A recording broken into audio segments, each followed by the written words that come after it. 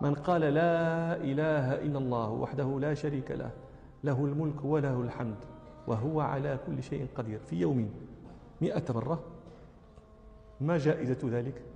كم يستغرق لك من الوقت أن تقول لا إله إلا الله وحده لا شريك له له الملك وله الحمد وعلى كل شيء قدير 100 مرة؟ كم تظن يستغرق لك من الوقت؟ قال لك نصف ساعة. هذا دليل على أنك لا تقولها 100 مرة كل يوم. هذه لا تزيد على 10 دقائق، لا تصلها.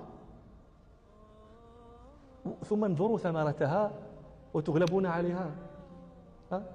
فمن قال لا إله إلا الله وحده لا شريك له، هذا الذي سمعتم 100 مرة في يوم، كأنما أعتق 10 رقاب، كأنما أعتق 10 رقاب، وأنت لم تبذل في ذلك قليلا ولا كثيرا.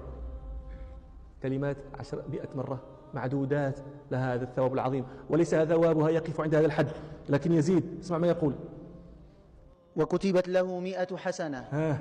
زيد: ومحيت عنه 100 سيئة. ويغلب الإنسان، ويغلب وما زال خير. زيد: وكانت له حرزا من الشيطان يومه ذلك حتى يمسي. هذا الحرز من الشيطان، لا يصل إليك الشيطان في يومك ذلك كله حتى تمسي.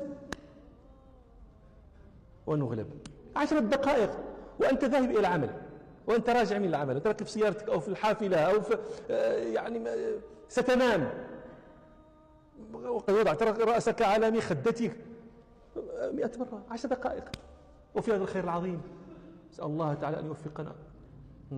ولم يأتي أحد بأفضل مما جاء به إلا أحد عمل أكثر من ذلك.